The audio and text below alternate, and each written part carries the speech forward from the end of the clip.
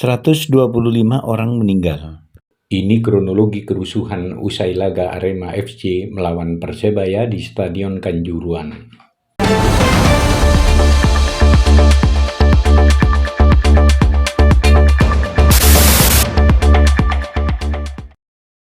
Jangan lupa di-subscribe. Kapolda Jatim Irjen Polisi Niko Afinta membeberkan kronologi kerusuhan seusai laga Arema FC melawan Persebaya Surabaya yang menelan korban jiwa Sabtu 1 Oktober 2022 malam.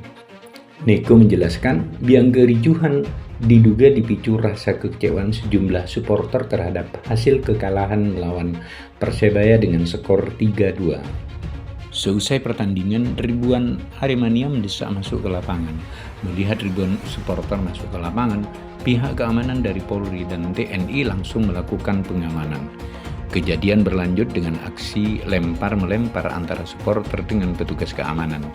Lantaran kala jumlah personel dan supporter tak dapat dikendalikan, petugas keamanan akhirnya mengeluarkan gas air mata. Ada juga gas air mata yang mengarah ke tribun sehingga membuat supporter panik dan berusaha menyelamatkan diri. Lantaran berdesak-desakan untuk menyelamatkan diri, banyak supporter baik pria maupun wanita yang jatuh dan terinjak. Banyak juga yang mengalami sesak nafas hingga akhirnya jatuh dan tak sadarkan diri. Selama pertandingan tidak ada masalah. Masalah terjadi ketika usai pertandingan. Penonton kecewa melihat tim Arema FC kalah, apalagi ini sebelumnya Arema FC tidak pernah di kandang sendiri melawan Persebaya dalam beberapa tahun terakhir. Ujar Niko saat gelar rilis di Polres Malang.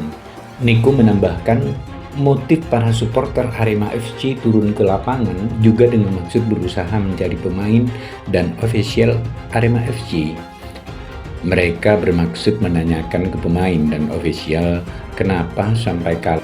Kata Niko, tak ingin kejadian kerusuhan menjadi runyam. Niko menerangkan jika petugas pengamanan kemudian melakukan upaya-upaya pencegahan dan pengalihan supaya mereka tidak masuk ke lapangan. Salah satunya dengan menembakkan gas air mata. Upaya-upaya pencegahan dilakukan hingga akhirnya dilakukan pelepasan gas air mata. Karena sudah tragis dan sudah mulai menyerang petugas dan merusak mobil. Penumpukan supporter kemudian memicu berdesakan hingga membuat tragedi maut tersebut terjadi. Supporter keluar di satu titik, kalau nggak salah di pintu 10 atau pintu 12. Di saat proses penumpukan itu terjadi berdesakan, sesak napas, dan kekurangan oksigen. Tim gabungan sudah melakukan upaya penolongan dan evakuasi ke rumah sakit. Kata Niko, peristiwa berdesakan para supporter ditambah dengan adanya gas air mata harus dibayar mahal. Insiden tersebut membuat 125 meninggal dunia, 11 luka berat, dan 108 luka ringan. 2 korban tewas, diantaranya anggota Polri.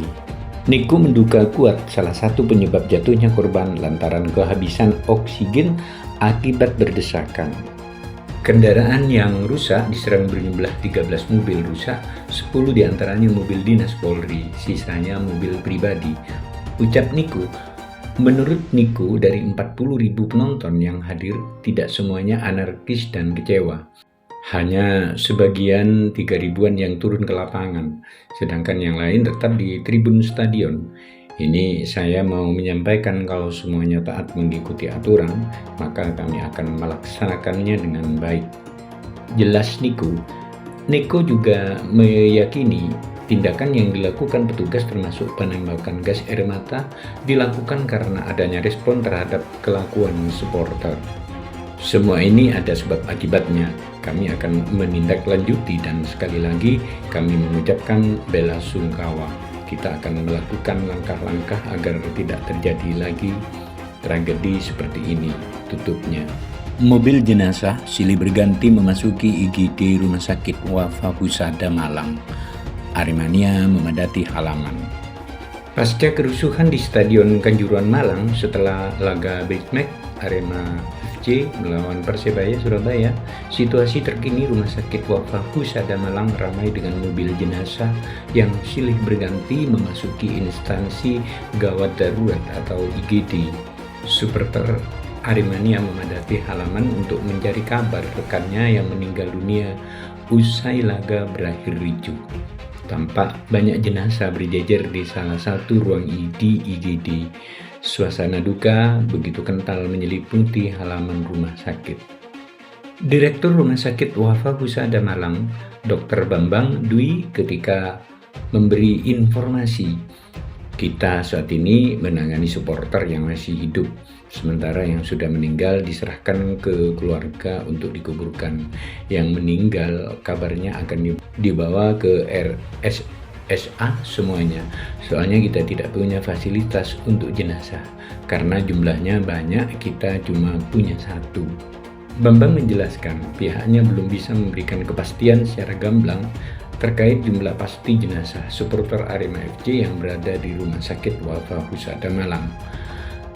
Fasilitas oksigen kita ada, kita sudah siapkan, kita ada oksigen sentral juga. Untuk jumlah pasien yang dirawat atau meninggal, saya belum tahu pasti, karena banyak yang datang lalu pergi, nanti satu pintu keterangan semuanya dari polisi. Sebut Bambang. Tragedi Stadion Kanjuruhan Malang jadi insiden paling mematikan kedua dalam sejarah sepak bola dunia. Kejadian tragedi Kanjuruhan Malang dibawa insiden di Estadio Nacional 5 Peru pada 24 Mei 1964. Ketika itu Peru menghadapi Argentina dalam laga kualifikasi Olimpiade Tokyo. Insiden ini tercatat menimbulkan korban jiwa sebanyak 328 orang. Kini angka korban jiwa tragedi Kanjuruhan Malang sejauh ini lebih banyak dari 2 kerusuhan yang mungkin paling terkenal di sepak bola dunia, yaitu tragedi Hillsborough dalam laga semifinal Piala FA antara Liverpool dan Nottingham Forest pada 15 April 1989. Tragedi Hillsborough ini mengakibatkan jatuhnya korban 97 meninggal dunia. Sementara itu, tragedi Heysel dalam final Piala Champions 1985 antara Liverpool dan Juventus memakan korban jiwa sebanyak 38 orang.